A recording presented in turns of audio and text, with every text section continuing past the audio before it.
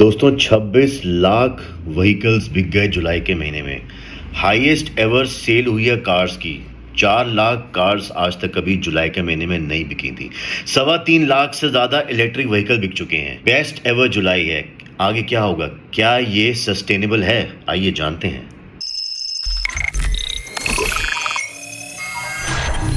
अनुज sir, थोड़ा market का हालचाल तो बताइए। So thank you Kunal for that pertinent question. और अब जानते हैं हम मार्केट का हाल चाल। तो दोस्तों, इतनी बढ़िया परफॉर्मेंस के रीजंस क्या हैं, थोड़ा जानने की कोशिश करते हैं। तो दोस्तों, एक तो ना, जब से वो जीएसटी उत्सव शुरू हुआ पिछले साल के फेस्टिव पीरियड से 2025 में, तब से ही जो ग्रोथ है वो सस्टेन्ड है।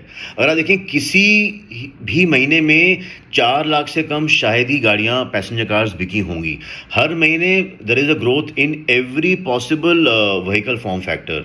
ठीक है जी। फिर जो इनकम टैक्स के जो स्लैब्स जो रीअलाइन हो गए हैं, मतलब कितने लोगों का इनकम टैक्स अब जीरो पेबल आ रहा है, तो भैया डिस्पोजेबल इनकम हाथ में है, तो क्या करेंगे? गाड़ी ले लेंगे। And this is despite the west Asian crisis, जहां फ्यूल प्राइसेस बढ़ रहे हैं। अब फ्यूल प्राइसेस बढ़ रहे हैं और वो एक E20 की भी जो कंफ्यूजन है, तो लोग ईवी की तरफ बहुत जा रहे हैं। अगर आप देखें, इस जुलाई में रिकॉर्ड ईवी सेल भी हुई, जैसे मैंने मेंशन किया था।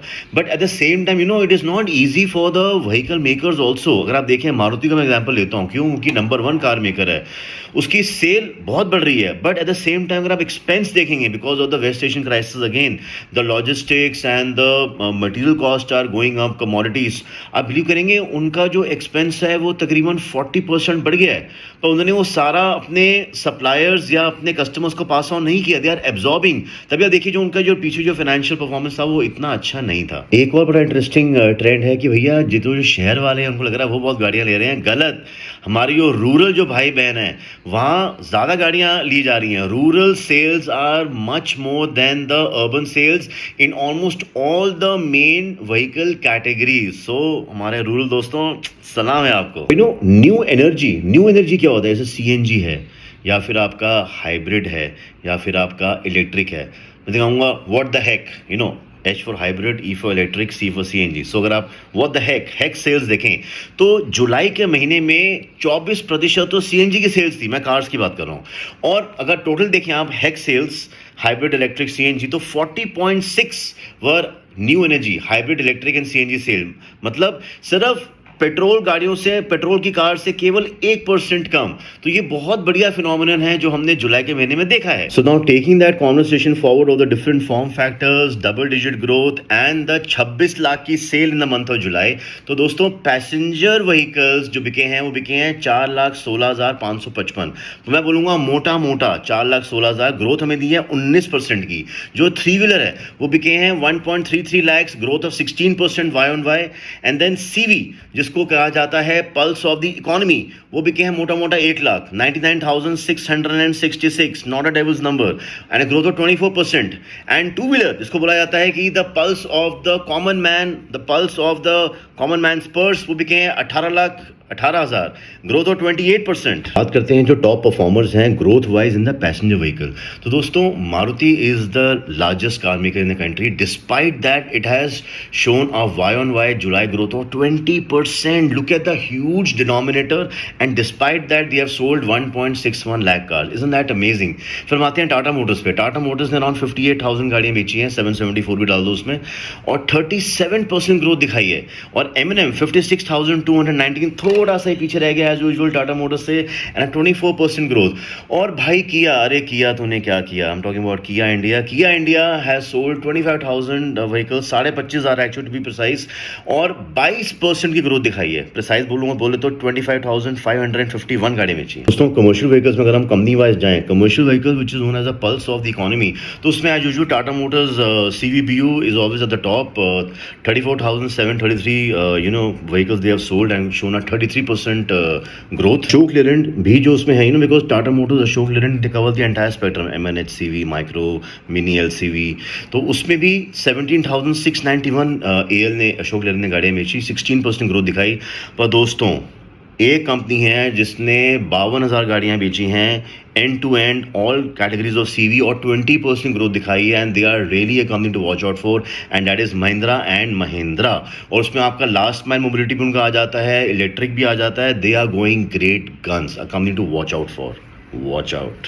टू व्हीलर में इस बार हीरो से आगे निकल गया, अच्छा मैं ऐसे करूंगा, हीरो से आगे निकल गया होंडा मोटरसाइकिल HMSI, और उन्होंने अराउंड 4.7 लाख बाइक्स बेची हैं एंड उस पर स्कूटर भी थे वैसे, और 29% ग्रोथ दिखाई है। और hero sold around 4.4 lakh vehicles. TVS ने बहुत ग्रोथ दिखाई है, चाहे उनका उसका सेल नंबर 3 पोजीशन पे था around 3.74 lakhs, but had the highest growth in the mainstream top 3 play which is 33%। और अगर हम परसेंटेज की बात करें, हम Ather sitting on the lower denominator, it showed a 70% growth with the sale of 30,000, और ग्रीव्स ने तो 137% की ग्रोथ दिखा दी but sitting on a small denominator. Greaves sold around 10,000 electric vehicles, two wheelers, yo man. Last में आके ये बात करते हैं कि क्या ये ग्रोथ सस्टेनेबल है या नहीं है। और दूसरा, अभी तक तो हम H1 में ही हैं। जो हमारा GST उत्सव शुरू हुआ था वो फिर सितंबर अक्टूबर में उसका इफेक्ट आना शुरू हुआ था होलसेल रिटेल में। तो अब जैसे ही H2 किक इन कर जाएगा, ये जो वाई ऑन वाई फिगर्स इतने बड़े बड़े हम दिखा रहे हैं ग्रोथ, वो फिर नीचे आने शुरू हो जाएंगे, सिंगल डिजिट में आएंगे या क्या पता नेगेटिव में चले जाएं। तो सारा खेल तो सेंटिमेंट का ही होता है, क्योंकि business might be on spreadsheets but it's done by emotions.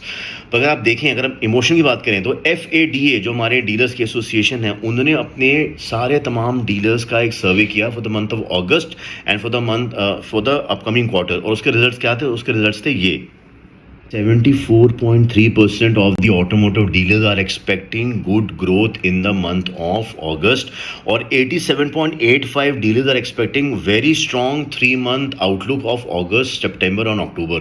तो भैया डीलर्स तो बड़े खुश हैं, इन्वेंट्री भी कह रहे हमारे कंट्रोल में है, ऑर्डर्स बड़े अच्छे हैं, OEM से सपोर्ट है। तो भैया बिजनेस तो इमोशंस पे होता है और they are very happy, but we have to really look out for कि अभी रूरल का सेंटिमेंट ज़्यादा है अर्बन से।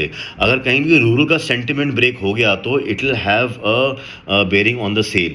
दूसरा, जो हमारे OEMs प्राइसेस अब्जॉर्ब कर रहे हैं ऑफ कमोडिटीज इंक्रीज, वो कब तक करते रहेंगे? At the end of the day business is not charity, even charity needs profits. तो कहीं ना कहीं उसका प्रेशर फिर डीलर्स पे, OEMs पे आएगा ही। और जहां अगर स्टॉक खड़ा होना शुरू हो गया, because the consumer demand can not be perpetual, तो वहाँ प्रॉब्लम आएगी। So we have to actually balance and align everything. तो ये एक मौका है that the entire industry end to end, right from the commodity guys, the suppliers to OEMs to dealers, and taking the customer as in a joint ownership, of the ecosystem. We have to think in an aligned way.